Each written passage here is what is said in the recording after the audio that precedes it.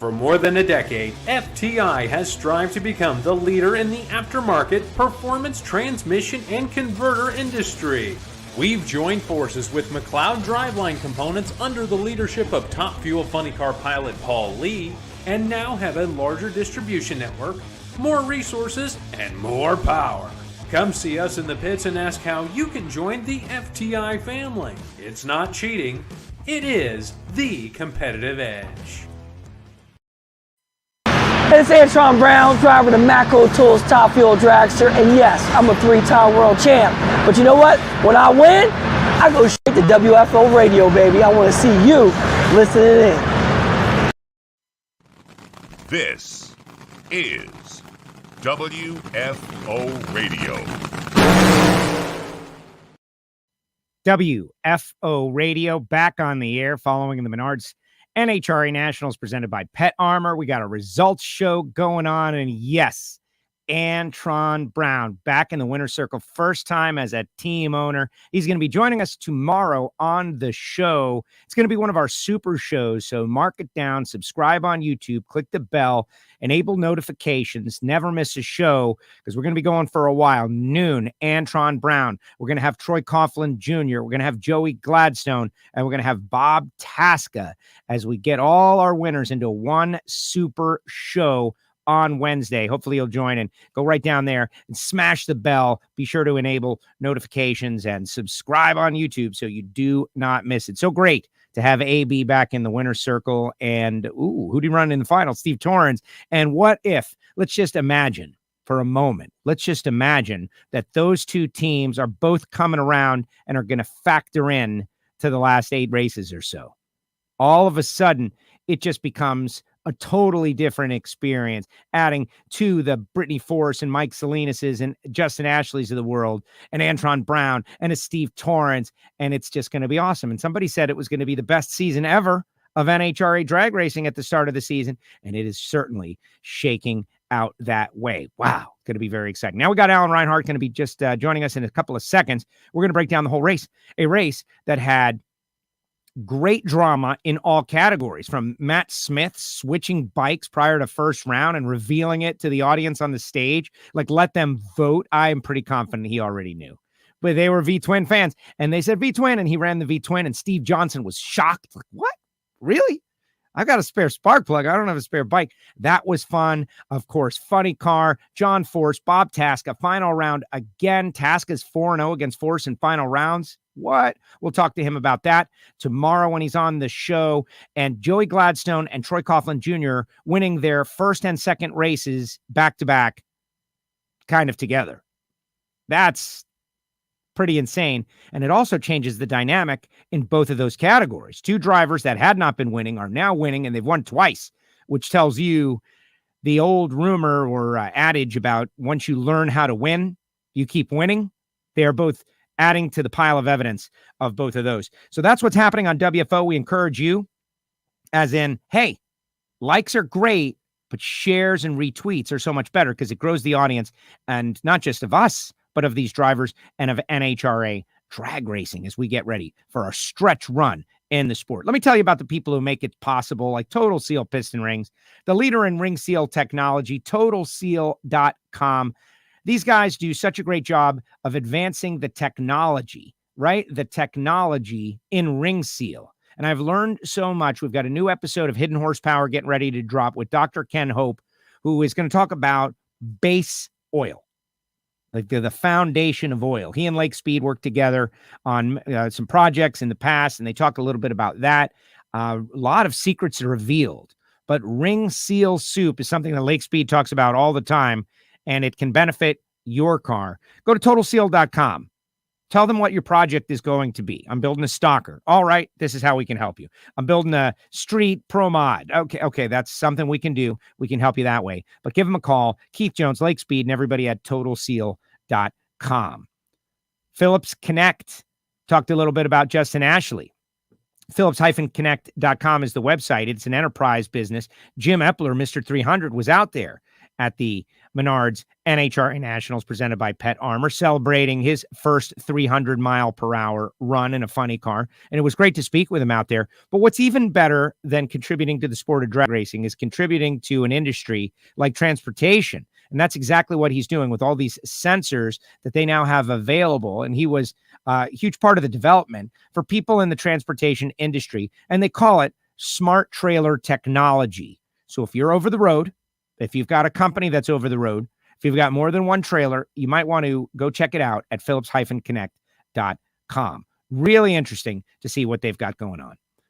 Bernie Speed Shop now on board with WFO Radio for the remainder of the year. And it's going to be great because it's going to give us an opportunity to find out exactly how big they are.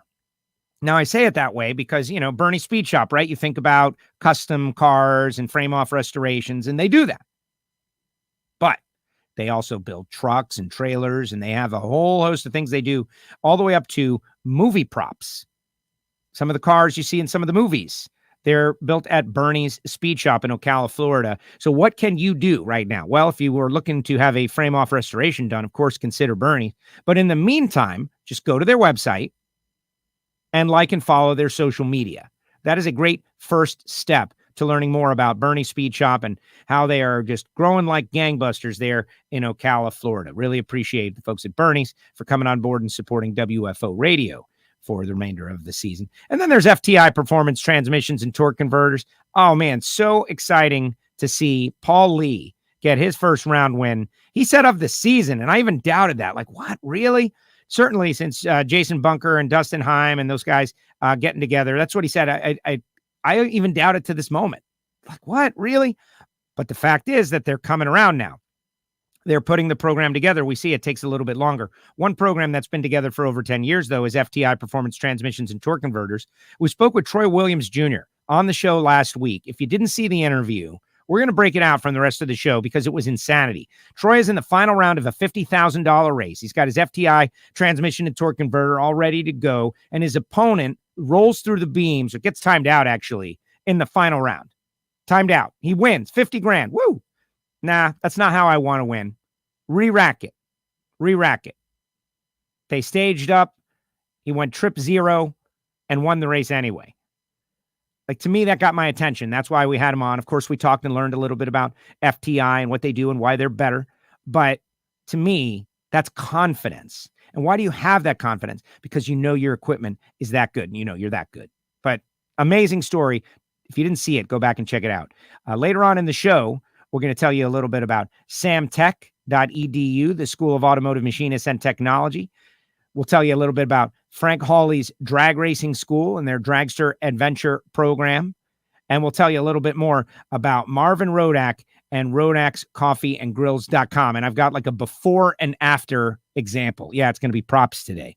But right now, let's go out to the side of the road somewhere in America. He's tweeting out, I got nothing to do today. And I'm like, actually, yeah. And so we got him to pull over. And he's on the side of the road somewhere in America. What are you driving to Brainerd, or what's your strategy there, AR? No, I'm flying up tomorrow, but I decided to just kick around here for a couple of days. The adventure that air travel has become these days, I would have had to fly home Monday just so I could do laundry today and then fly back out tomorrow morning. Made no sense. So I figured, you know what, I'll just hang out in Kansas for a couple of days, and then tomorrow I'm flying up to Brainerd. But I did go down to Patterson Elite yesterday and saw their operation. And let me tell you, I mean, I knew they would have a pretty nice place. They have a really impressive facility where they do their engines and do all their stuff down there, and of course maintain their fleet of race cars and stuff.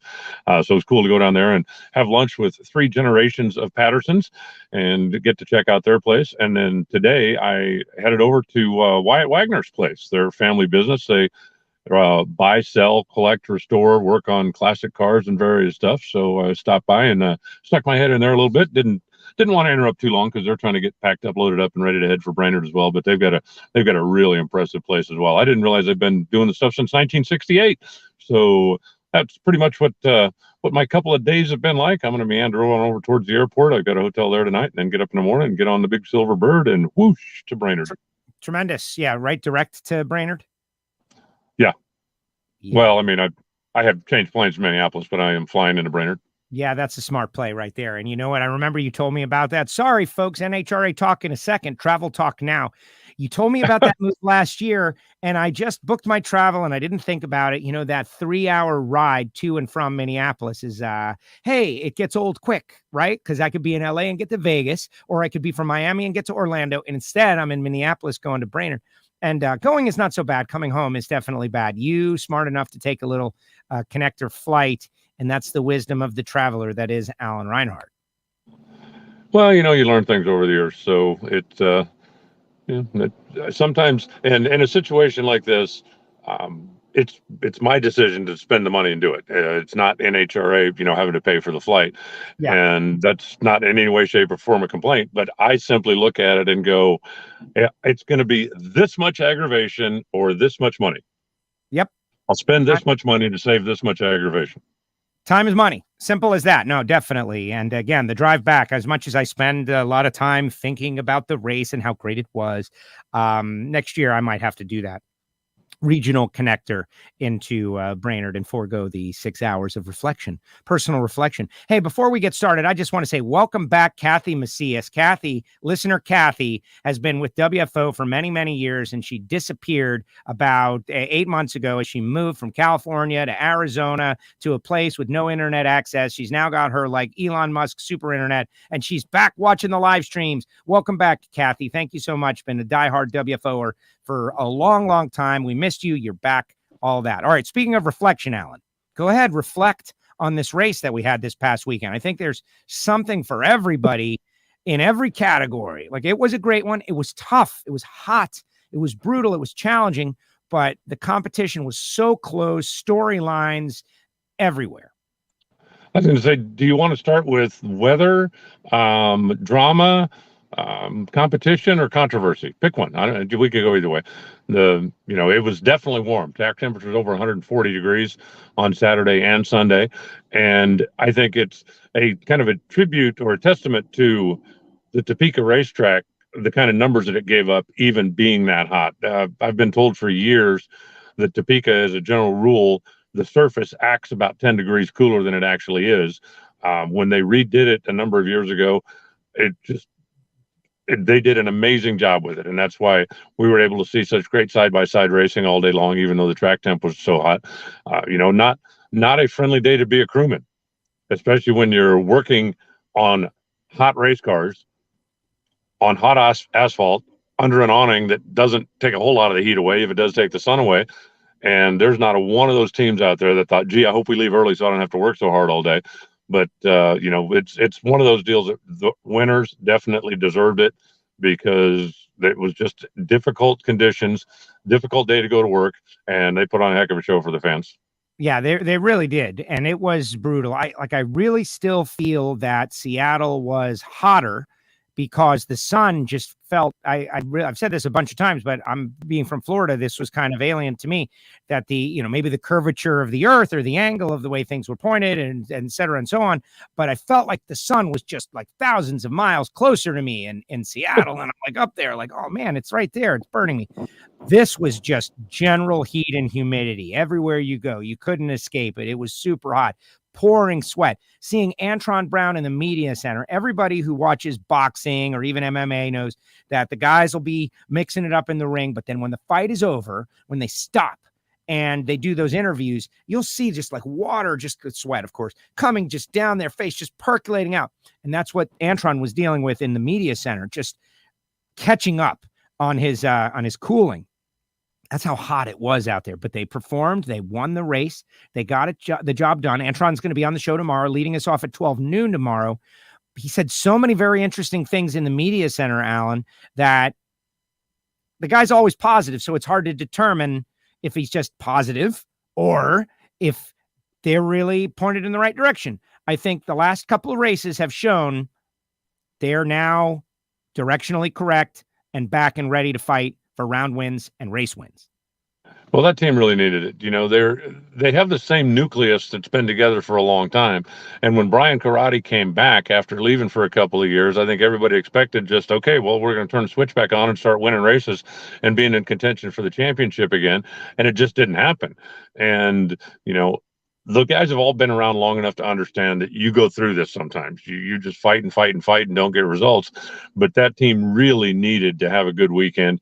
And I think this was a good time to break out for him. The fact that he told me when we were doing the Winter Circle interviews down for the fans that Mike Ashley had actually come up to him that morning and said, "It's your race to win." He said, "I know that we're on the same side of the ladder, but he said, I'm telling you, I just have a feeling it's your race to win." Wow. And it said if as if he needed a little extra boost or incentive, Mike Ashley, another guy that is very positive. He looks at every situation and says, how can I make this work to my advantage? How can I take advantage of this? How can I do this? And he's just generally positive. He wakes up every day feeling like, his motto is expect to win.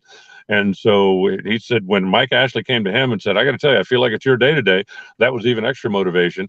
They had a good car. They had a little good fortune when they needed it. But, they just kept going down the racetrack, and that was the key.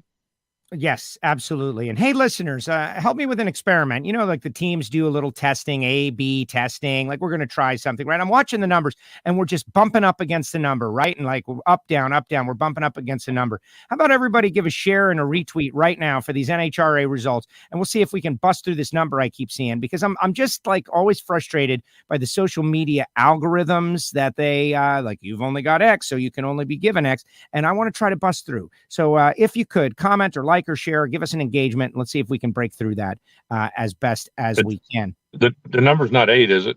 It's no. There's an 8 in the number. It's not 8. No, thank God.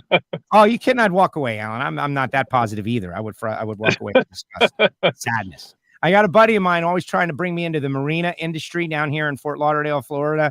Come on, man, get enough with that drag racing stuff. Come work in the marinas. You'll make some real money, that kind of stuff. And that would be what sent me over there if it was 8. Scott Coletto owned a marina. Owned? Yeah. Wow. I did not know. All-American Marina, and I want to say it was in Tampa or somewhere down on that coast, but All-American. Amazing. Well, it's a great business, especially down here in Florida, and everybody there's got money and they pay, and it's pretty, and there's water, and it's never 1,000,000 degrees because you could just jump in the water. There you go. I still love drag racing though, folks. I love drag racing, and I'm here in the long haul, as best as I know about, put it that way. Scott Coletto got some love this weekend, right? You go to that track, Jimmo, and a couple others mentioned Scott this weekend, which I loved and I thought was great. I had a good conversation with Rick Fisher this weekend about Scott Coletto. That was pretty cool. The Coletto Air car, just a different scheme. Beautiful. Yeah. Didn't get to see it on track as much as we would have liked, but Coletto Motorsports, that was a big part of the weekend.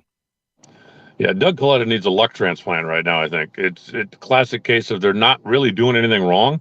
They just keep getting their teeth kicked in. You look at round number 1 of Top Fuel, and he had the second low ET of the round, lost to Tony Schumacher, who had third low ET of the round on a little hole shot. But it wasn't like he was 150. He wasn't late. He was right where he needed to be. And Tony was just a little bit better. And so you take one of the best cars in the race and send it home round number 1. And that's, Doug's bumped into a few of those this year. And I think when it turns, look out, because, we've seen it how many times over the years, right? I'm not doing anything different. It's just that either the lights started coming on or the lights that used to come on stopped going on. They're going to keep doing the same thing they're doing. They've got a good race car. I think they're getting into rhythm over there. And I will be very surprised if Doug doesn't win one of the next 4 races or more than one. Wow, that's a bold prediction by Alan Reinhart right there, seeing as we got Brainerd and Indy and then the countdown, and that would it change some things. All right, so let's stay in Top Fuel.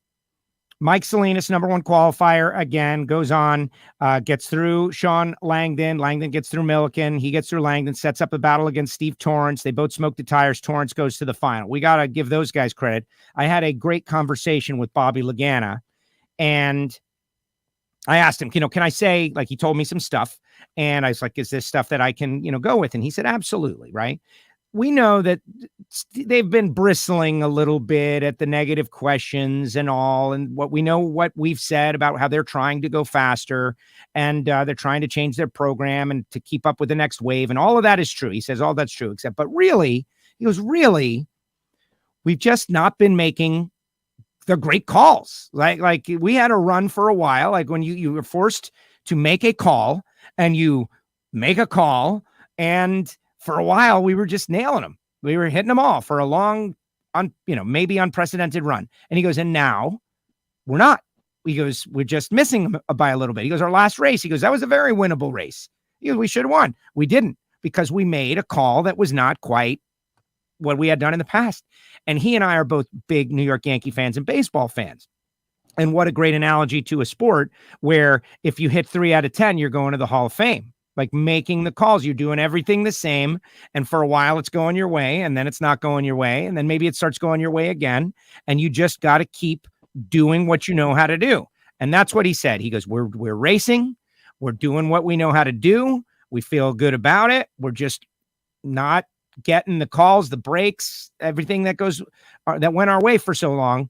Not exactly going our way, but he didn't feel bad about where they are. I thought that was a really, and by the way, the conversation took like 5 minutes. And that's not the kind of thing you get on the starting line in 15 seconds or on TV in 40 seconds. It was a conversation that we had where he revealed what he really thought. And then they go to the final round, right? So who knows what lies ahead for Capco, and they could inject themselves into this championship fight really easily in the next few. Well, you see that a lot. It's certainly happened to other teams. It's happened to Robert's team. It's happened to Matt's team. It's happened to John's. It's happened to everybody out there. And, you talk about where a crew chief earns his keep isn't bolting the car together, isn't deciding what head gaskets to put on. There's a program. Isn't where a crew chief earns his daily keep is the last second adjustments before they start the car. Do we open the clutch? Do we slow the clutch? Do we change the timing map? That's where the crew chief really earns his daily bread. And sometimes you just can't do anything wrong. And sometimes whatever you do is wrong. And sometimes and one of the things that the Capco boys were getting away with for a while, and I don't mean, like they shouldn't have been, but they had been running so well that they had such an intimidation factor on their side. They were given a lot of runs when they were potentially beatable. But, hey, when Alan and Joe going up there and we're going, oh, geez, we got to run Steve, and he's won the last 4 races, we better do something really special here. And then we'd end up with them getting away with a mistake. And now they're not getting some of those gimme runs anymore. Once you stop that domination factor, it doesn't take long for teams to go, you know what? We don't have to short out. Let's just go do what we know how to do and see if we can beat these guys. I still think they're going to be a force to be contended with. Once we get into the countdown, they've still got a great car. The fact that they haven't taken a trophy back to Kilgore yet this year does not mean, still are fourth in the points. There's still a lot going on out there. And I think that they're going to be in contention. And I think, also a big surprise was Brittany going out early this week. And that really is going to tighten everything up at the top of the points. Absolutely. So other side of the ladder, Antron gets through Brittany, and he was 11, she was 6, but he'll tell us tomorrow. And I spoke with Antron today about coming on tomorrow. And so we had an interesting conversation, but his confidence level is way up. Like he said something in the media center, Alan, about people don't know what's going on behind the ropes. And you really don't, right? Like what are they dealing with? And they were dealing with a lot, and they're kind of coming out of the wilderness a little bit. But Brittany, tough conditions, loses to Antron. Antron goes on to run Josh Hart, Austin Prock. Got down the racetrack with an 89, not enough to take down Josh. Josh comes up short, had a 22 light, great light. He's made news, speaking of controversy out there on Competition Plus with the story, and everybody is in the chat section right now talking about that. I'll ask you about that after we talk about Antron's win. Antron goes to the semis against Justin. They both kind of smoke him or struggle to get down. AB gets down there first, sets up the final round against he and Torrence, and it was one of those, it'd been a while since I'd seen this one, right? But Here we go. We're going to get a first-time winner as an owner in the season, one way or another. These two great veterans battling it out again, and Antron is the winner. Steve was the first over there to congratulate him, and a pressure comes off of the shoulders of Antron Brown because people who don't know what's going on behind the ropes have been questioning. Was it a mistake? Oh, do they know what they're doing? Did Karate and Mark forget how to tune? What's going on? All that's nope. They won a race now. They're on the board as a team owner. Whew. And he was happy. Well, I mean, it's about time, right? Yeah. Well, Caps won as a new team owner. Both of Tony Stewart's new teams have won. And I mean, come on, Antron, what are you doing? What are you waiting for? But no, I don't think, I don't think there was any thing going on. I don't think Antron made a bad decision. I don't think that the fact that he was the team owner had anything to do with it. I think they were waiting for kind of the mojo to make its way back into place.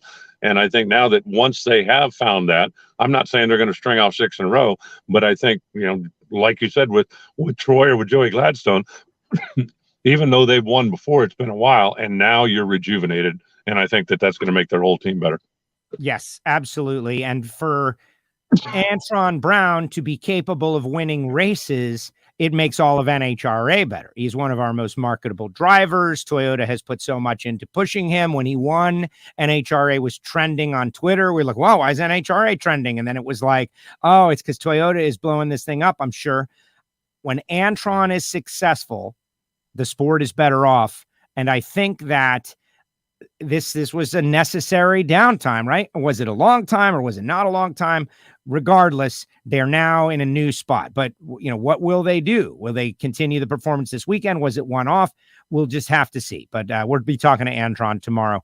Final thoughts on AB, the point standings. Looking at them, Brittany by 31 over Mike Salinas, 133 over Justin Ashley, Steve Torrence, 162 back, Josh Hart, 386 back. We've got 4 countdown clinched racers, including Torrence now. Leah Langdon, Doug Coletta, Tony Schumacher, and Antron is in the top 10 now. Clay Milliken, 11th, Austin Prock, 12th.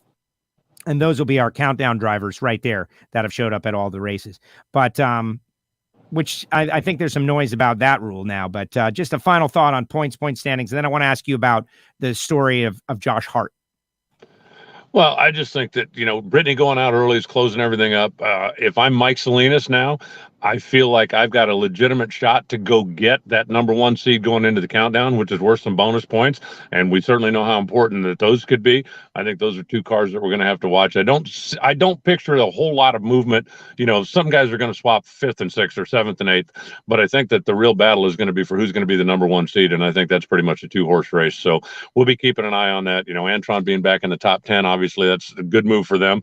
And 2 more races. Let's see what happens. Yeah, and it made 1.5 points at Indy, and those points make a difference. Championships can be won and lost by the difference between first and second going in, and so I believe it is critical, and it is going to be very interesting. All right, story on competitionplus.com. Very interesting. I got a couple of texts while traveling, like, hey, did you see what Josh Hart said on competitionplus.com? And it's a story about teams going after other teams, crew chiefs, crew members, sponsors. And last night on the Ignition Show, a couple of listeners said flat out, I like Josh Hart's honesty. I felt like it's a brushback pitch, right? Like, hey, if you come after my guys, I'm not going to just be quiet about it and take it. I'm going to say something. He didn't mention any names. He just left it out there kind of vague. But you want more cars out here. I'm out here now. We need more cars to make the sport better. Stay away from my guys. Stay away from my sponsors. I thought it was kind of interesting, and it's getting a lot of attention out there. Yeah, I don't know any of the details, and that would, form my opinion one way or another exactly what's going on. Personally, I think if I am a team owner and I need a clutch guy, and I put out the word that, hey, I need a clutch guy. If somebody says, you got to talk to the guy over on Joe's team because he's not very happy with what he's doing, I'm not sure I've done anything wrong. If I specifically walk over and tell Joe's guy, hey, I just, pack up your tools and come on, I want you to come to work for me. That's a little bit of a different story. And I don't know, I don't know exactly what happened out there. I know from the sponsor side of things, that's the story as old as motorsports.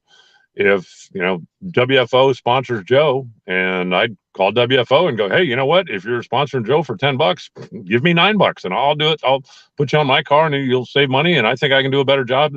I think that's pretty slimy, but it's been a part of motorsports forever and ever. I think Josh was very smart by making Ron Douglas a partner in the team, because that's one, going to ensure that, he's going to stay there. And two, it's going to motivate him, because if the team does better, Ron's going to do better. So I think that was a brilliant move. But without knowing the details of exactly what happened and what went on back there behind the scenes, it's pretty tough to make a comment on. Yeah, no, I understand. It's an interesting controversy story. All right, so the chat section is going crazy right now with the it's a participation trophy conversation, and I want that up on YouTube, guys. Maybe that'll be our YouTube comment section question. The rule that came in a couple of years ago, where all you have to do is make 2 qualifying attempts at every race, and you will be considered for the countdown. Terry McMillan's got his name on the rule, not officially, but that's what people say. It served a purpose. It has served a purpose. I understand why they went to it for a while. Like, hey, we've only got a couple of cars, and these people, we got big sponsors. But now we're kind of robbed of drama, right? I thought the whole point of the countdown was to have this cool cutoff drama. Like, some teams make the playoffs and other teams miss the playoffs. People are talking about this. This is a conversation piece right now. Like, has that rule worn out its welcome or overserved its usefulness? My personal opinion is that the rule is no longer needed. I don't think that if I was the czar, it would not be in place next year. And for anybody that doesn't know, the reason it was put in place originally was when we were coming out of COVID, we didn't know how many races we were going to run. We really didn't know. Are we going to be able to run 8? Are we going to run 10? Are we going to run 15? Are we going to run? And in order to hopefully get the teams to commit to coming to the races, when it would be very easy for some of them to go, I just don't feel like towing all the way over there, or I don't want to do a back-to-back, or I don't want to. And everybody, in the COVID, during the height of the pandemic, everybody kind of had that get out of jail free card, right? Well, 2 of my guys are sick, so I'm going to skip this one. And NHRA put the rule in place that if you would attend all the races and make more than half of, or at least half of the qualifying runs, you would be in the countdown regardless of points. I think at that point, it was a good rule to put in to encourage the teams to come to the races when you didn't have a black and white schedule laid out in front of you, and you didn't know, are we really going to race here, or is that one going to get canceled? Are we really going to go, or is that one going to get moved? And I think at this point, I don't believe that the rule is necessary anymore, but I'm not the one that makes the rules. No, I understand, but listen, the fans are clamoring about it, and you look at the top field point standings, and this is what WFO is for, right? Like sports talk of drag racing. You've got Antron, you got Tony Schumacher 9th, 497 back. You've got Antron 10th, 509 back. You got Clay Milliken on the outside, but in automatically because they've showed up at all of them and made 2 attempts. 515 back. You've got Austin Praka, John Force Racing Car, 519 back. So really, and Doug Coletta is not totally safe either. So really, you'd have 1, 2, 3, 4, 5, 6 drivers battling for position, with 2 of them more than likely going to be on the outside with 1.5 points at Indy is what you would have. Instead, you have nothing. They're all going to qualify. They're all going to be in the championship hunt, I'm sure, which maybe makes their sponsors all very happy. But the added element of having a countdown, like, I don't know, you're losing a portion of it. So the fans are deprived of that cool extra story at the bottom half of the points, but the drivers are deprived of having to stress. They all know they're going to all qualify for the countdown reset, and there's really no penalty, right? Other than you have to be last, and that's not fun. Well, at this point, it's not going to change. Hopefully they'll take a look at it during the winter break and decide whether or not that they feel this is really necessary going forward. But at this point, it's not going to change, and we'll just see how it plays out when we get into the countdown. Yes. And, what I would say to fans is, obviously rules don't change mid-season, but they change at the end of the season. And if you really want this and you really care about it, you really think this is really legitimately important to the growth of drag racing, make some noise in the off season, right after the Auto Club finals. Like, everybody get going and make a stink over it. And you never know, maybe something will get changed, or maybe it won't, or maybe they'll change it and it'll be a bad idea and you guys will all be to blame. We just don't know, right? Which, because who knows what's good or bad. All right, funny car.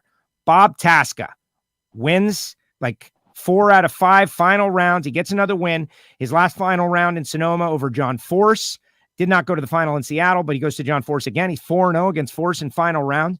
A sly cat that swallowed the canary kind of smile when asked about it. Like, what do you know that you're beating John Force in the final round? And he goes, "Oh, I know something." He had a very interesting comment, to say the least. It was a great day of racing. Robert Haidt goes to the semis, loses to John. J.R. Todd DQ'd, people talking about it. Asking what was it? If you watched the TV show, they reported on it. We got the news in real time and didn't get the information. But TV said it had to do with header angle and that they did not fit the template for header angle. That's what Bruno Massel reported on our NHRA on Fox show. That was dramatic. Alexis red lighted, came back after red lighting because JR's team, failed post-race inspection. Well, Coletta Motorsports post-race press release, their official document was that Todd was disqualified for one of his headers being slightly out of spec. So, casual fans may not realize that NHRA is always keeping an eye on things. Not necessarily everything every week, but one time when the car's around the corner, they'll be checking the wing angle on all the top fuel cars. One time they'll come around, they'll be checking the ride height on all the pro stock cars. One time they'll come around, they'll be checking the body clearance. They'll be checking. So they just spot check various things here and there. And that kind of keeps the teams, if you never know, are we going to have to go to the scales or not? You're not going to take a chance of running 10 pounds light. You're going to make sure your car is always legal. And I have no inside information. I haven't spoken to anybody at the shop. I would wager heavily that this was a manufacturing mistake and that the header, when it was originally welded together, it was off a smidge or whatever it was off. And when the header got bolted to the car, nobody measured it, nobody checked it, because you don't worry about those things. You get headers out of the box, they're what they're supposed to be, and you just put them on the car. I would guess that what this is going to do is mean that now there's another step that, when your header comes out of the box, you make darn sure that it's within spec before we bolt it on the car. Otherwise, we have it fixed. So I really think it's an anomaly. I don't think there was anything, underhanded that the team was trying to do, anything like. I really believe that it just is something that, in manufacturing, there must have been a little bit of tolerance or something there that slipped by and nobody noticed it. I know it's interesting from the time that I've spent in the NASCAR world in the engine shops. Every single thing that comes in to a shop is considered raw material until it goes through their inspection process. And at one point when I was in one of the engine shops, the guy has got a box of wrist pins in a climate controlled room, and they're pulling every wrist pin out of the box, wearing welding gloves so the heat from his hands won't, and putting them into an air gauge to check the size. Right. The pass-fail tolerance is 20 millionths of an inch. If it's within 20 millionths, it's good. If it's not, it's not. I said, how often do you find a bad one? He said, about 1 out of every 800. And I thought, you're wasting a lot of time here for 1 out of every 800. And he said, we had 0 engine failures last year. And I said, okay, I get it. And I think that there's a lot of parts that, you get them from the manufacturer, you get them off the jig, you get them. And to be honest with you, I don't know if Coletta makes their own headers or if they don't. But, you get them off the jig and you just assume that they're what they need to be, and you go bolt them on the car. And I say, I firmly believe that this was some kind of a manufacturing mistake, something slip tolerance or moved, and that now it's just going to be all the teams realizing we need to double check that every time we put a new set of headers on the car. But, I expect JR and the team to be back. I will tell you, if after the other thing that happened in round one, I'm so grateful it wasn't John Force in the other lane. Because every time it's John Force in the other lane, Oh, there you go. NHRA taking care of their golden boy. Yeah, and, they make rules up just for him, and nothing could be further from the truth. But, good for Alexis. She was not able to capitalize on it. And for JR's team, like I say, that's going to be one more thing that they now are going to have to double and triple check every time they get a new set of headers. Yeah, very, very frustrating for those guys. I don't want to, question their motivation. I agree with you. I'm pretty confident. Like, that's a team that's they're not going to do that. Right. But they were outside of spec, and that's that. Like, you're going to check the spec. You're outside of the spec. Well, it is what it is. And tough situation. All right. Talk about the other controversy, right? John Force en route to the final round, this monster matchup, round 1. And a lot of people said what I said. So first of all, my role is I'm on the starting line. So I saw it once in real time and just kind of locked up. Like, what did I just see? And then I heard you talking about it. And of course, our Sunoco vision was a little bit down the track, so I couldn't really see the replays. I didn't get to fully analyze it until I got home and watched the TV broadcast. Halfway through the broadcast, they went back and revisited it. And when the stage bulb flickered, I thought, shouldn't that go red? Shouldn't that, it's like when you push through the beams, like you've got, like in super gas, and there's a guard beam in .90 racing. But if you put out the stage bulb, you've rolled across the starting line and you're red. But it rocked, the bulb flickered, but the beam didn't dislock. I don't know, is my point. Like, I don't know. And everybody I talk to is saying pretty much, I don't know. I talked to Austin from CompuLink, and he says, in that situation, how do you know the LED bulb didn't have a problem, right? Like, you got to trust the system, and the system says he didn't break the beam, and that's that. You got to trust the system in that case, because there's a lot between the two. What do you think, right? It was bizarre. It gives us something to talk about. Cruz was definitely red.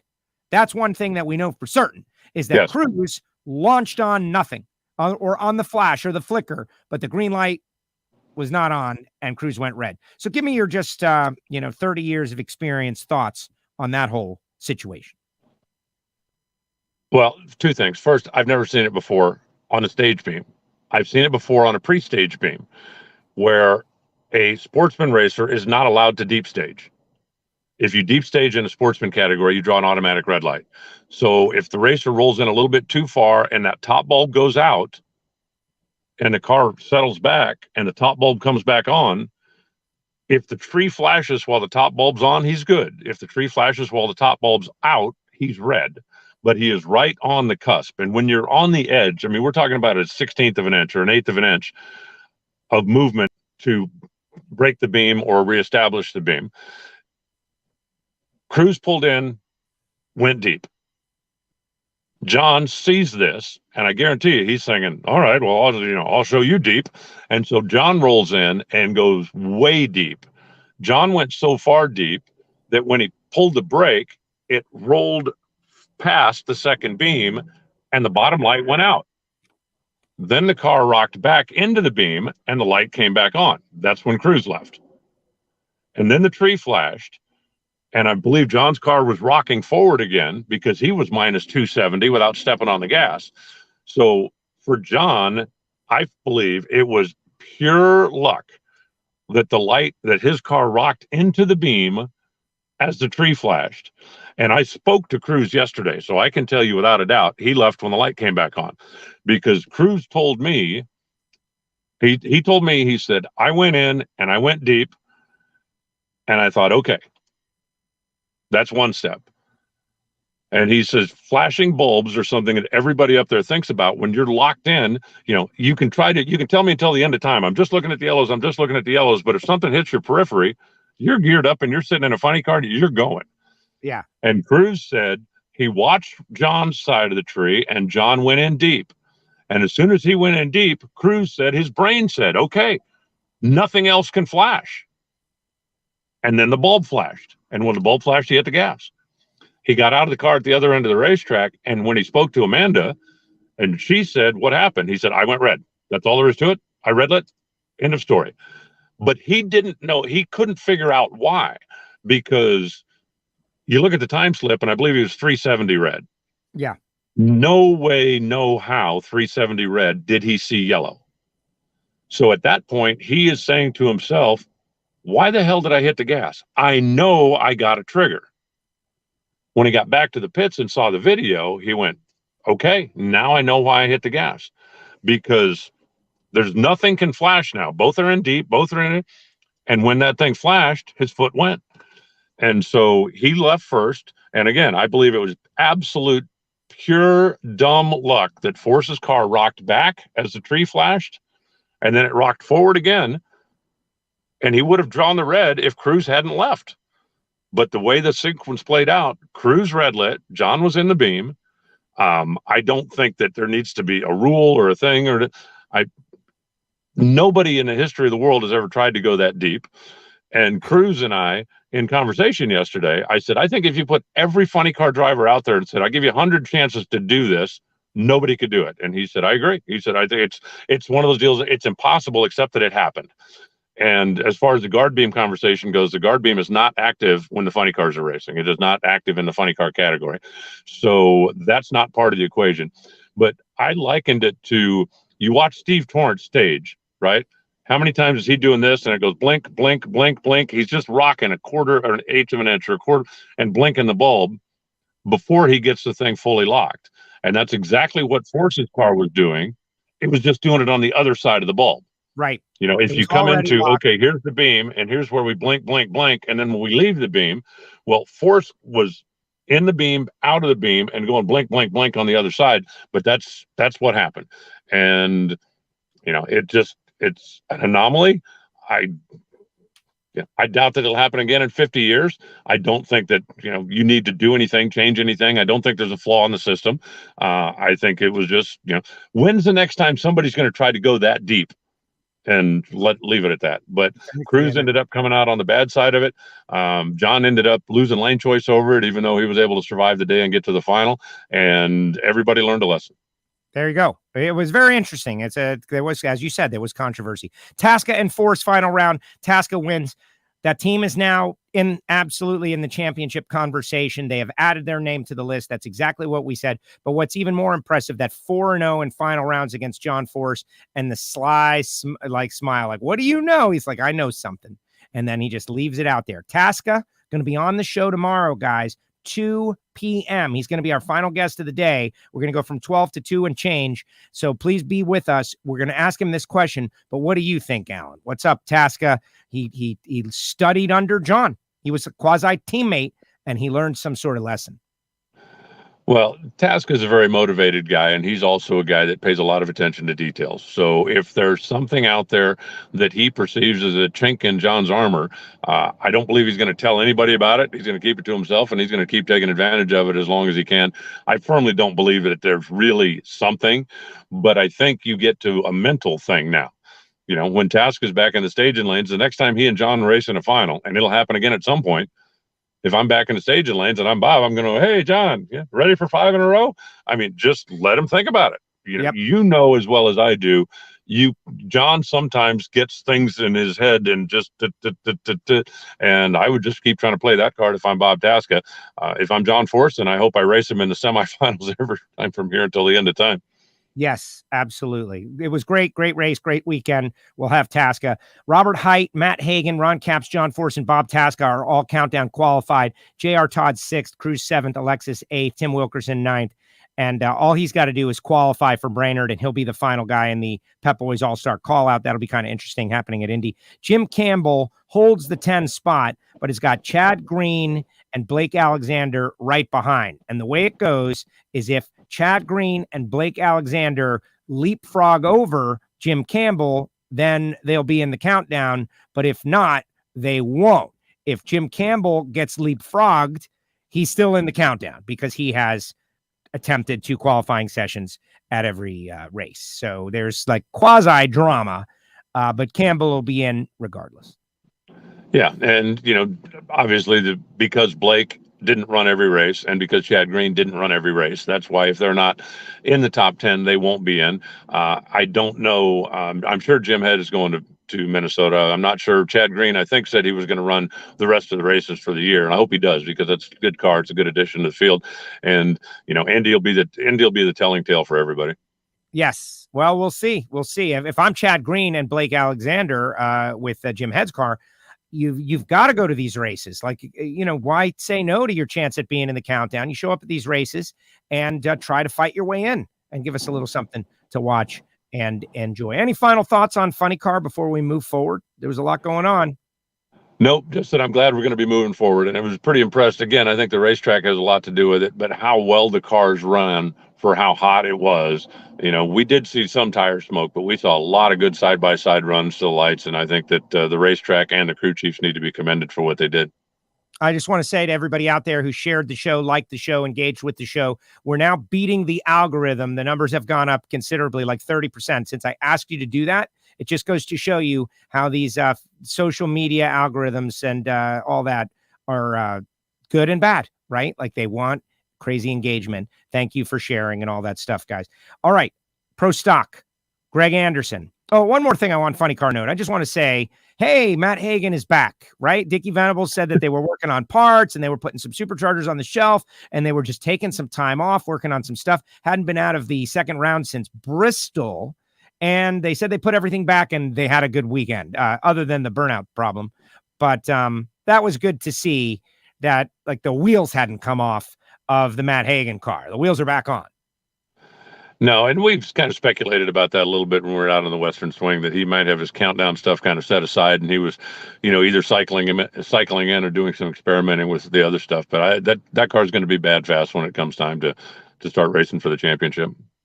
All right, Pro Stock, Greg Anderson has got horsepower now, and they're making runs. He was the number one qualifier. Gets the Byron first round, but goes on to the semis where he's able to goes through Bo Butner's red light. Bo Butner with the red new Erica car that we had no runs on it. Clearly much better than the previous already. Kyle Koretsky falls to Greg in the semis. Greg goes to the final round against Troy Coughlin Jr., who is looking for his second consecutive win. Troy goes through Chris McGahey, Fernando Quadro Jr., Erica, back-to-back weeks in a row. That got me thinking come countdown time. And Troy beats Greg in the final round, left first, outran him. And all of a sudden, he's not a one-time winner. He's a two-time winner. And Troy Coughlin has kicked in the door and learned how to win in Pro Stock. Yeah, but let's be honest. I mean, Greg made the best run Friday night. That made him the number one qualifier. Yes. Troy had the best car on Saturday. Even though the conditions were not conducive to outrunning the Friday night's runs, but Troy had the best car on Saturday. And then come Sunday, Troy took the best car and he parked in the winner's circle. So I don't think, Greg had a solid day, had a solid car. He made it to the final round, but you looked all day long. It looked like Troy had the better car. And in the final round, he showed it. So Greg, has to answer the question one more week about when is it going to happen. And, maybe it'll happen at home, right? Oh, we're just saving it. Nope, because they don't race in Brainerd. Maybe it'll happen at Indy. And, it's going to happen. I wish it would, just so everybody quit asking him. It's almost like I wish Steve Torrence would win, just so we don't have to keep hearing about, oh, look, these guys haven't done this. And sooner or later it will. I think he's getting closer. I think that whole program is getting closer. I think that, the countdown all of a sudden doesn't seem like it's going to be Erica and everybody else. The elite team still seems to have maybe just a little bit of an upper hand, but they don't have, in my opinion anyway, they don't have the performance advantage as big as they did before. Well, exactly. Erica, Aaron Stanfield, Kyle Koretsky, and Greg Anderson are all countdown clinched. And, Troy Coughlin is fifth. Dallas Glenn, Mason McGahey, Cameron Caruso, Matt Hartford, and Bo Butner represent the top 10. Fernando Quadra and Derek Kramer, 11th and 12th. But Derek has made... There was a little debate about what constituted a qualifying attempt after what happened to them in Seattle, but they got that all sorted out, as I understand it, and have made qualifying attempts at all the races in Pro Stock. But yes, Kid Chaos comes out on NHRA.com and with a very vocal, which, man, I need this kid to start. Kid Chaos, you need to start winning a couple of races, because he's not the quiet, shy guy that some might think he is in the shadow of his chaotic dad. He's not afraid to say stuff. And he says, don't put her name on the trophy yet. I thought that was a good statement to make if you want to draw some attention to Pro Stock. Well, he's motivated. And you look at, I don't know him extremely well, but I've gotten to know him a little bit better since they bought the racetrack. We've had some conversations and done some stuff, and obviously I've been up there and done a couple of events up in there, and he is very motivated and very driven to be successful in business, and he's doing the same thing that in racing. He's like, we have the tools in place. We have the people we are going to make this work. You might not be seeing it just yet, but believe me, we're coming. And I think that's a good attitude. I think that not only drives him, but I think it drives the rest of the team as well. And I think he's right. Erica certainly has had the best car all year long, but I don't think I'd be calling the engraver just yet, especially with now Troy coming to life. Bo with that new car, if they get some more runs on it, if it becomes more competitive, then Erica's going to have even more competition from inside her own house. And as I said, I believe that the KB teams are getting closer. So there's going to be quite a bit of fighting to do before that trophy's handed out. I still think Erica is the favorite, but I don't think she's as far ahead of the field as she used to be. I agree with that. She is the favorite. She should be the favorite. You can't knock her off the top of the favorite list just yet.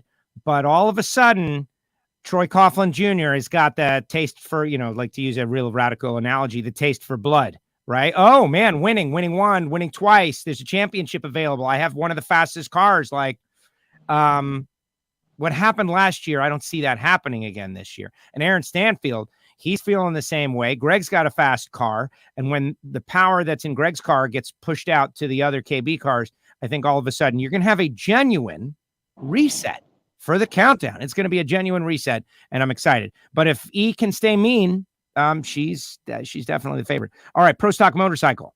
Joey Gladstone. Wow. The story is, right, you got to learn how to win, and it took him a long time and had a lot of heartbreak and heartache along the way, but now he knows how to win, and he won, and he won 2 in a row, which is great. He's a fan favorite. The other racers love him, and pretty much our whole countdown is set in Pro Stock Motorcycle. We've got 8 of the top 10 are already countdown clinched, but every round down the racetrack, every run down the racetrack, Joey Gladstone had the quickest bike. That is a statement. And he's now the point leader. So yeah, whatever they're doing over there, and he talked about the tuner that they've been working with and some of the stuff that they've been doing. They have stumbled onto something that nobody else has figured out yet, because that bike was bad fast, and Joey can ride anything. I mean, anybody that's followed Joey's career over the years, even before he got to NHRA, some of the outlaw stuff, some of the funny bikes, the turbo stuff, the nitrous stuff, the ridiculous stuff, the long swing arm, no bar bikes, he can ride anything. And it took him a while to adjust to just how technical a Pro Stock motorcycle is, but he's definitely got that down now. And if he continues like he did last week to have the fastest motorcycle, he might have just penciled himself in as the favorite to go out and win this whole thing right now, because he had a dominant performance last weekend.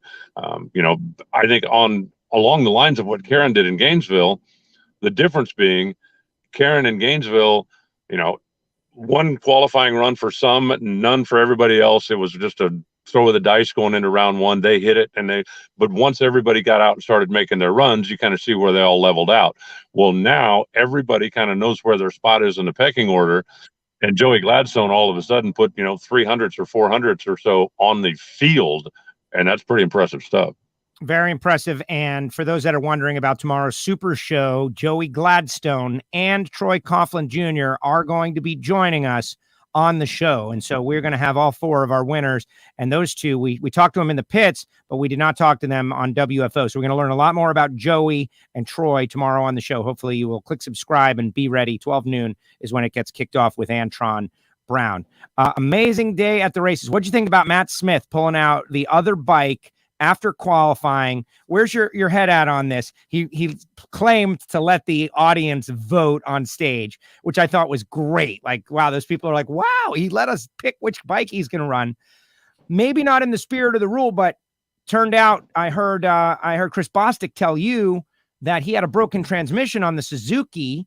And so that's exactly when this rule is supposed to be applied. It's not like he's just being a stinker. He is using the rule in the spirit of the rule this time and acting like a stinker. Yeah, but I'm okay with him if he wants to be a stinker. I'm good with that either way. I actually told Angie while you were doing pre-race, I saw her down behind the stage, and I ran down and I said, "Where's Matt?" And she said, "He went to the scales." And I said, if he wants to just make everybody's head explode round one, he needs to bring both bikes up. Yeah. And then just kind of stand there and go. Yeah. And she laughed out loud. She said, "I told him the same thing." He said, but he said he's going to bring up the Buell, and he's going to, so, hey, good on him. He's not breaking any rules. I know that there's some people that think, what he's doing isn't right, but it's in the rules. And if he's got a bike in the trailer, whether he needs it, it's necessity that made him switch, or if he just believes it's better today, and have at it. That's, he's not breaking any rules, whether you like it or you don't like it. We hand him a rule book. And if Matt goes, "Hey, I have 2 bikes, I can do this," and he can do it. Steve Johnson's like, "I've got a spare spark plug." The reaction, I don't know how it looked on the screen, but the reaction Steve gave when he learned on the stage that Matt would be riding the V-twin instead of the Suzuki was priceless. Like, wait, what? You're really doing that? What, really? And Matt's like, yeah, I'm doing it. It was just, it felt really cool. Hopefully they break that out and maybe they can turn something into it or turn it into content. But that's what you want. You want that kind of stuff going on in the category. Every category, we had some sort of, you said it at the start, controversy or interesting storyline, a little extra than just a great day of racing. Yeah, and it was a great day of racing. At the end of it all, it was a great day of racing. It was a great day of racing. Let's see. You two really need to plug WFO at the event. It's good for the fans. It's good for the NHRA, and it's good for Joe and Alan.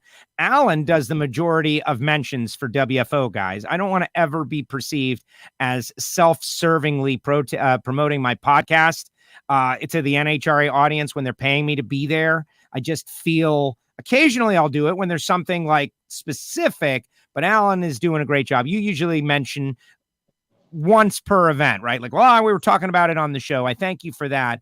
Yeah, of course, I wish I could promote it more, but I don't think it's the right thing to do. Someone hires you to do something for them, and you spend that time promoting something that you do for you. I don't know. I don't want to get in trouble that way, and so I kind of forego gratuitous self-promotion, except for and I try not to be gratuitous about it either, but there are times when something happens that literally you and I have just talked about.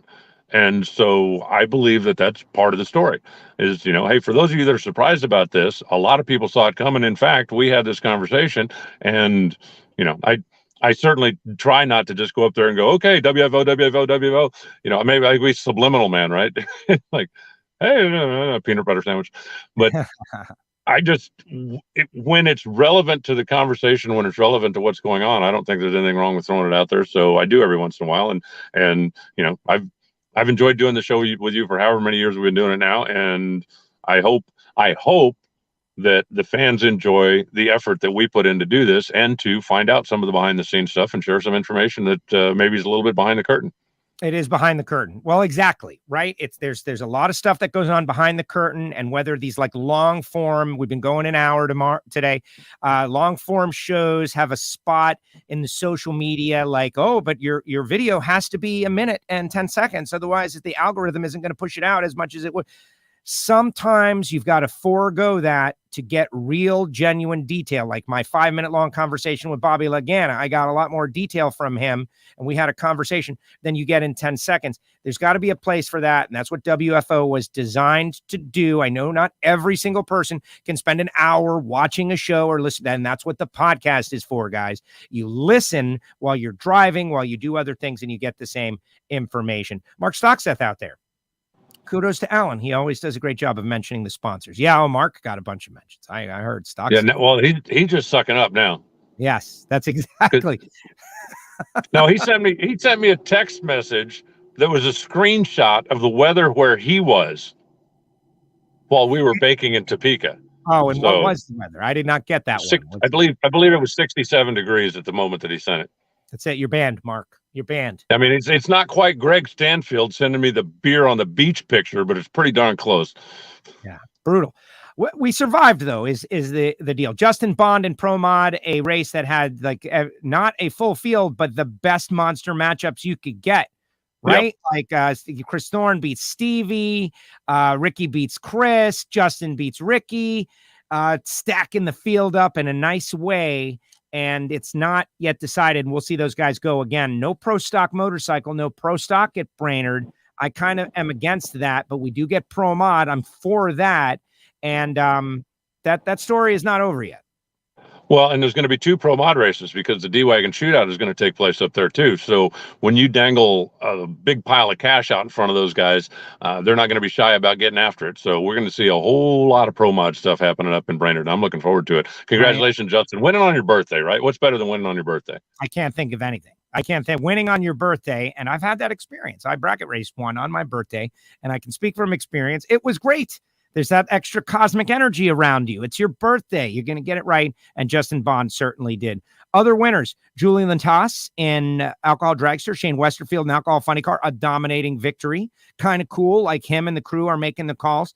Doug Engels in Comp Eliminator, 10 years since his last win. A double win. Tyler Castle, Super Stock and Stock, his second and third career wins. Amazing. Austin Williams, 7 of 7 in final rounds at Super Comp. Let's stop there. What the heck? Well, they're not all in Super Comp, but 7 of 7 in final rounds in Topeka. He just dominates the place. It was not a particularly great day to be a world champion. Yeah. Steve Torrence, runner-up. Runner-up. Sean Bellemere, runner-up. Greg Stanfield, runner-up. Bruno, runner-up. You see what we're doing here? Yeah, no, that's something that's for you get 4. That's a trend. Greg Anderson, runner-up. Runner-up, 5. Look at this guy. He's like studying, guys. He's studying. That's why Reinhardt's on here. He's studying. He's coming up with trends and interesting things. Amazing stuff. Don Nichols, Super Gas. He's got that lucky llama. I saw him petting the llama in the staging lanes, Alan. It was like, I don't know what to do. I don't know if it was like Lenny from Mice and Men style petting it, or was it like Gollum in Lord of the Rings, my precious, petting it? But it was very an intense experience. I showed Nikki from social media. Look at that. And she's like, wow, that's something. And he goes on, and the lucky llama brings him to the winner's circle. So I'm not going to question it. Jordan Pratt, first win, Super Street. Todd Stahlbaumer, top sportsman, first win. Anthony Bertazzi, great speech on the stage. Way to go, Anthony. And, of course, Justin Bond and Cody Bella in Street Legal. Final thoughts on Kansas, and then look ahead to Brainerd. Just that it was a great race. I wish we'd had a little bit friendlier weather for our fans. And, hopefully next year we will. In the grand scheme of things, right? I'm still in Kansas. It's 72 degrees right now. Of course. Now it rained this morning, but right now it's overcast, and it would be a beautiful day to go sit and watch drag racing. Hopefully Mother Nature will be a little kinder to us next time. No, it was a great race. I thought it was monumentally funny that in the top dragster class, the 2 slowest cars in the class raced in the final round. And I actually got an email from a guy that said that shouldn't count. They shouldn't even give a trophy for that. What? What? Bracket race for a reason. He beat everybody he raced, but the fact that the 2 slowest cars raced each other in the final, and they're both former world champions, I thought that was pretty interesting. But no, overall, I just thought it was a really, really good race. I just wish we'd had a little friendlier weather for the fans. Yeah, but they did tough it out. I ran into some of them in the hotel back by the airport. They had a great time, but it was brutally hot. And it happened in Seattle, too. Monday in Seattle was beautiful. And let's just end that trend this weekend in Brainerd, the zoo, D-Wagons, golf carts, pirate ships, drag racing, and you're on your way there tomorrow. So safe travels. Thank you, sir. I will see you in a couple of days. I'm looking forward to hearing the show tomorrow. It sounds like it's going to be jam-packed. Gonna be jam-packed. Absolutely. All right, Alan, be safe. Thanks for making the time. See ya. There he goes. The voice of the NHRA, Alan Reinhart, joins us each week right here on WFO Radio. And thanks to all of you for sharing the show, engaging with the show in the comment section on the YouTube. Like right now, this is live chat. That's different. The comment section, I'm going to put up a question, and I want to know your answer. Look at me pulling my pen out and pointing it at you to drive home the point, which is this countdown everybody who makes 2 runs qualifies for the countdown thing. That has happened, right?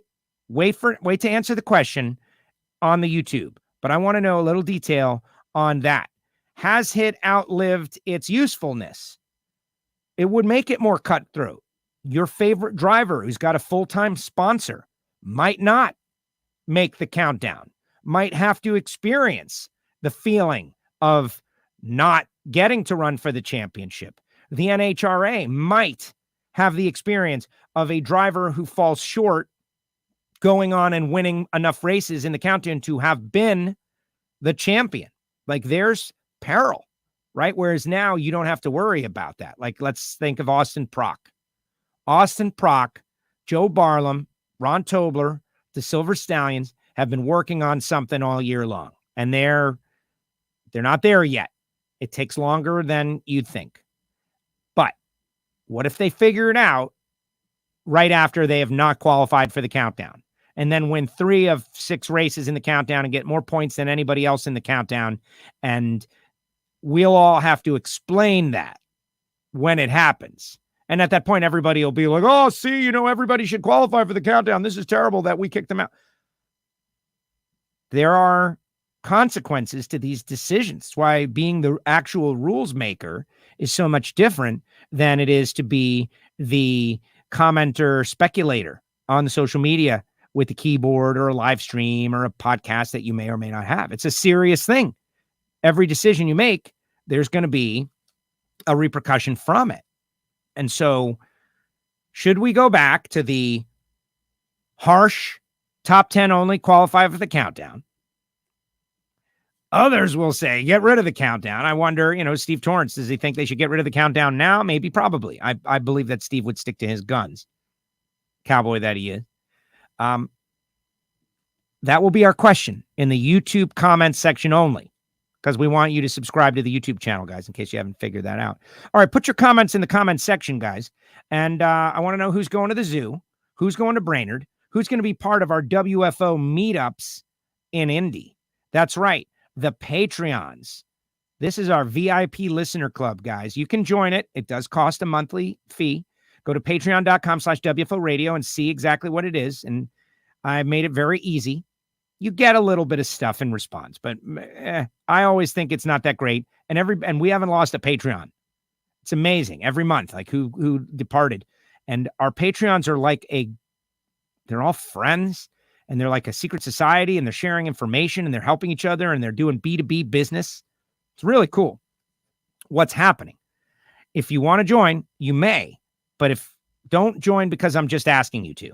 Join because you really love WFO and you want to be part of the community, because it's got its own life going on over there. Patreon.com/WFO radio. You can get there from the site.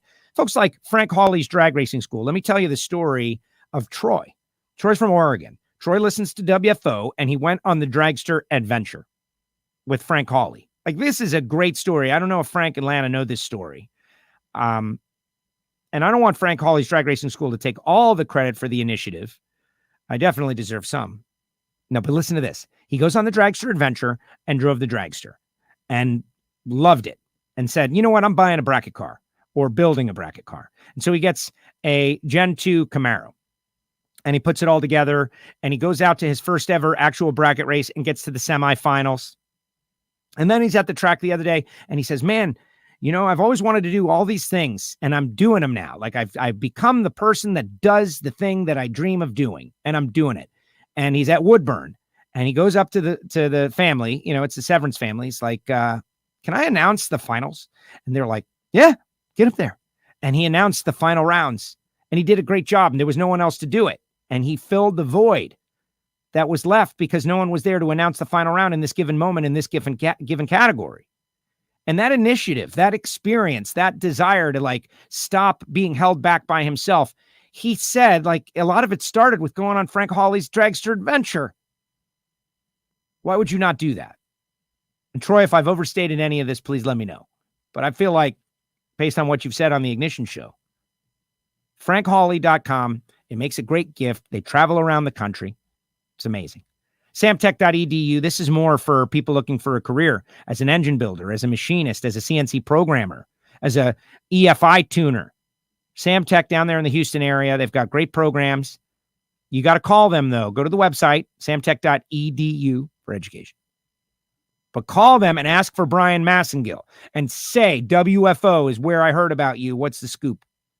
So he doesn't think, the ads that they don't place on Monday Night Football is how you found out about it. Marvin Rodak. I've got a before and after here. I'm always pushing the coffee. Today, I'm not having the coffee.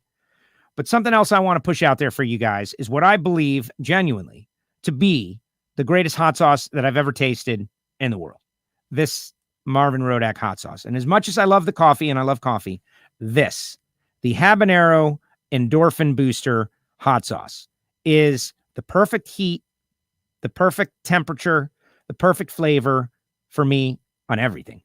Eggs in the morning, food at night, everything gets this. Like, I'm not saying I put it in water, but I do. This is the before picture of Rodak's. And to you right now, it looks like any other hot sauce, right? Maybe. You can maybe see some of the chunks in there. But I want to show you the after, because I think this is what tells the tale, right? Look at all the, the remnants of the chunks of pepper and all the good stuff in there. That's what you're getting. Like, this is the after. This is not just some liquid. It's like an experience. It's like a meal all in itself. 817-924-6821. I push my sponsors heavier than I push my own show, guys. This is what I'm supposed to do. If you like hot sauce, call Marvin. 817-924-6821. Don't order just one bottle. Ask him for the holiday packs, which is coffee and hot sauce and spice rubbed together. And I appreciate you, Marvin, and all our Patreon. Also, the folks at Bernie Speed Shop. Social media. That's the basis. Step one. Follow them on social, guys. If you're watching on Facebook right now, go over there and follow them on social. Go to their website, Instagram. Follow them on social. That is the first step. Bernie's American Classic Horsepower. And Josh Hart. Let me tell you about Josh. I think this guy is earning respect with honesty. He could have said nothing. He didn't name names. He said, hey, don't do that. And the guy's been very successful in business. He's I want to say it's a novelty that he's surprised by stuff that happens out there in the pits. When I first got to the NHRA, I was told by some people like, yeah, man, it's very cutthroat out here. It's a Shark Tank. And I'm so fortunate and benefit that in my role, I see mostly positive, 99% positive in my role as announcer, communicator of things. People show me the positive. But this is a Shark Tank. And they do go after each other's crew guys and sponsors. And like Reinhart said, some guys are not happy and they're looking for a gig. And of course, if you're a clutch guy on a Top Fuel car, where else are you going to look for a job? You're not going to look for a job at the grocery store. So some of it can be understood, and all the details of what's going on, you don't really know. And I prefer the ignorance is bliss side of it. Stay out of that. But read the article on Competition Plus. It's kind of interesting. And Josh, with his honesty, I can tell you my Ignition audience brought it up to me, and they liked it. They said Josh Hart earned himself some fans, which I think is cool. Go to Bernie's and like his stuff. Phillips Connect. Spending a little time with Jim Epler this weekend was really great. The significance of the 300-mile-per-hour funny car run was put into full effect.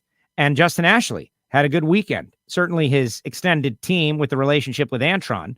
But Mike was out there, and they are a championship contender. They are in the mix. You cannot write them off with what the kid does on the starting line and the way Mike Green's got the car going. And why are they doing that? To let everybody in the transportation industry know about smart trailer technology that moves us forward. If you are in the trailer sales biz, that's what we don't have, right? A trailer sales sponsor.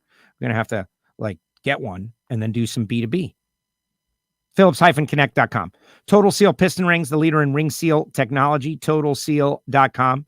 New episodes dropping. Hidden Horsepower. If you never heard Hidden Horsepower, it's not so technical that a regular listener can't enjoy it. TotalSeal.com. And finally, FTI Performance Transmissions and Torque Converters. Paul Lee getting a round win out there. But go back and check out last week's show with Troy Williams Jr. was on right after Alan Reinhart. And he put this truck in the winner's circle and tells the story. Connolly got some money too. But tells the story about FTI Performance Transmissions and Torque Converters and all the different trucks and vehicles that they make transmissions for. But the thing that I thought was great was the sportsmanship. Re-racking a final round after he had already won $50,000 because that's not the way he wanted to win it. Re-racked it. Nah. Back up. Unheard of in racing. Amazing stuff. And he works at FTIperformance.com. I think associating yourself with that kind of stuff is very good. All right, let's see what the comments are. Everybody knows the WFO store is having constant sales. Also want to tell you that you can get Morris Motorsports shirts in our WFO store now. They are not on sale at the moment, but they go on sale on a pretty regular basis. All right, let's see what people have to say. And remember, tomorrow, 12 noon, Antron, Troy Coughlin Jr., Joey Gladstone, hopefully Justin Bond, and Bob Tasca, all going to be on the show. And I need you guys. All right, let's see what people have to say. Hope it's cooler at the zoo. Yeah, me too. Hope it's cooler at the zoo. AJ, great show today. AJ was up at Maple Grove watching PDRA this past weekend. And they every racer put him in his car. AJ, get ready. Who's ready for Indy? Terry, I'm ready for Indy, but I'm going to Brainerd first. You guys are not going to Brainerd, but I'm so ready for Indy. Indy's going to be so busy. Oh my gosh. Can I tell you? I'll be working on the Fox Sports 1 show, from what I understand, on Friday and Saturday this coming week in Brainerd. So be sure to set your DVRs. Those of you that don't, which I don't know why you would not, but set your DVRs. But Indy is going to be crazy because you're going to have the show, the Pep Boys All-Star Call-Out for Funny Car, Pep Boys All-Star Call-Out final round for Top Fuel, the Lucas Oil shows, Cheg's All-Stars. This is going to be insanity, Indy. And I'll be creating some social media out there as well. So be sure to follow on NHRA. We did some cool stuff this past week. Somebody needs to remind Tricky Ricky that it's a drag strip, not a road course. Yeah, that was pretty wild. He got it right by first round. Everybody needs to know the rumors are that this is Ricky's final year. So if you want to watch yourself some Tricky Ricky, you better get out there.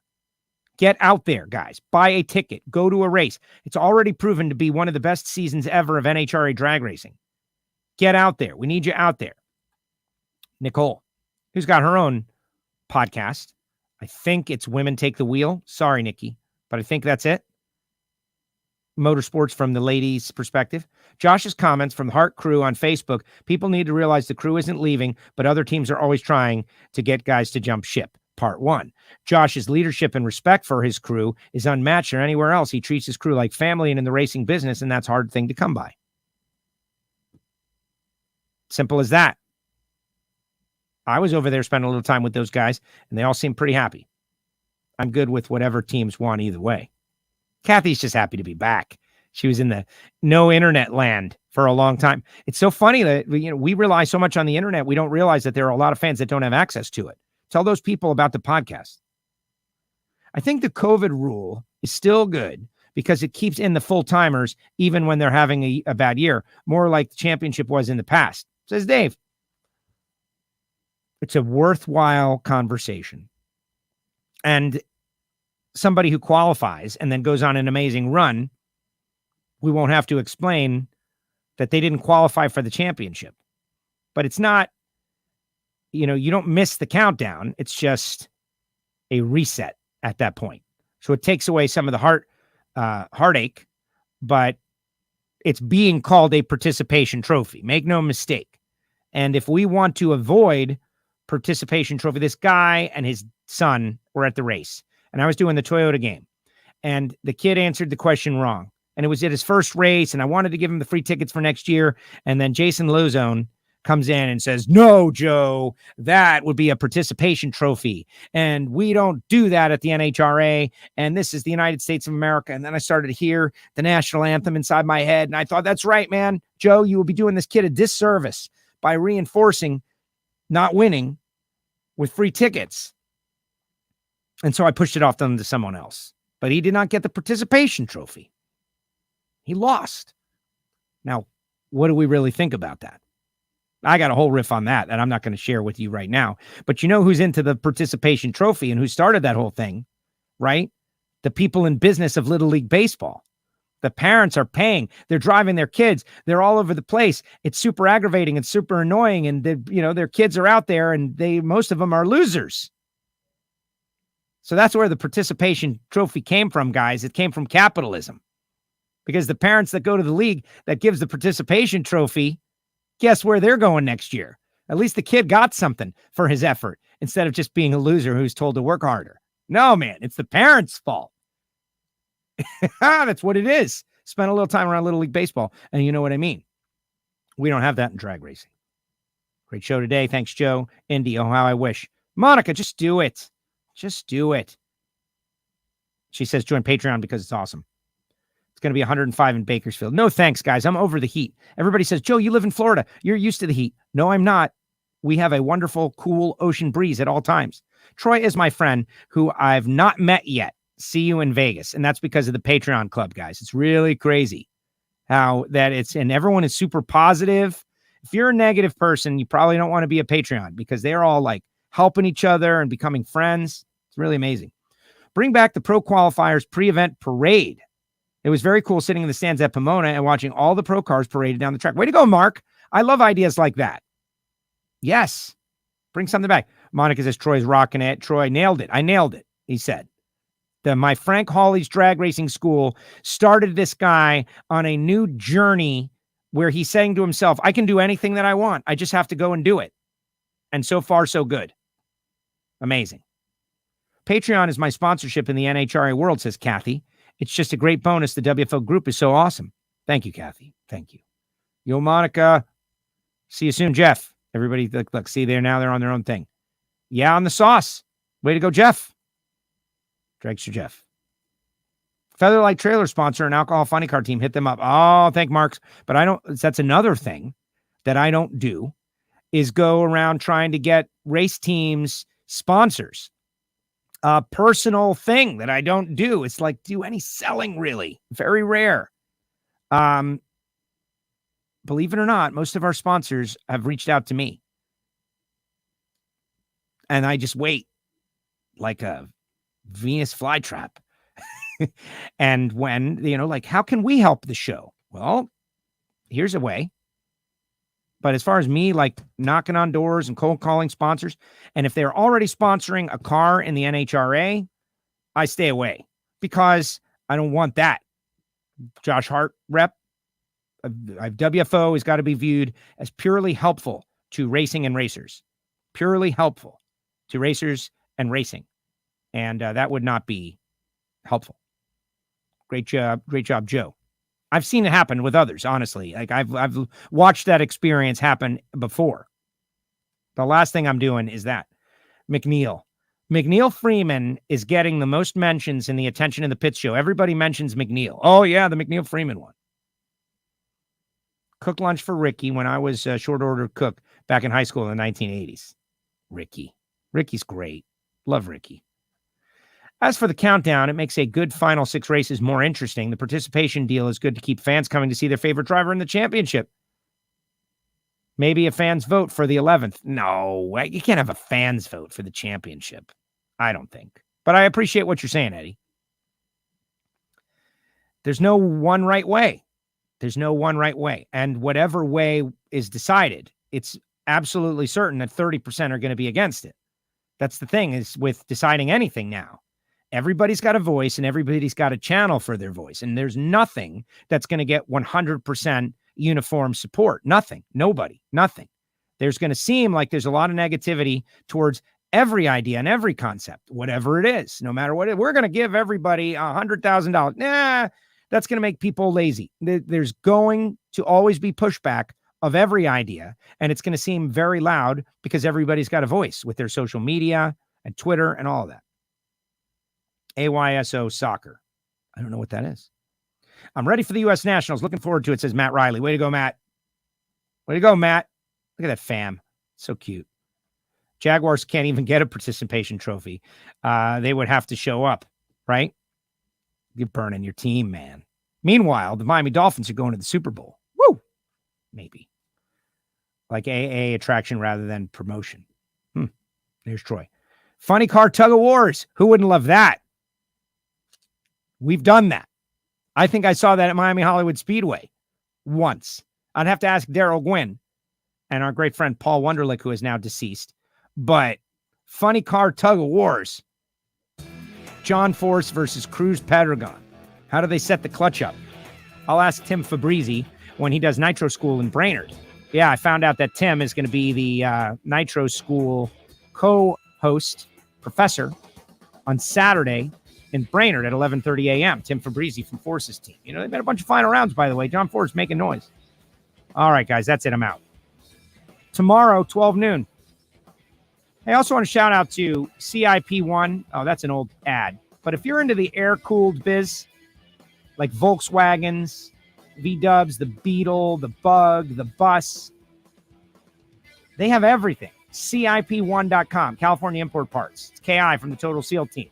He is a banner ad sponsor on WFO Radio and just wants to help out.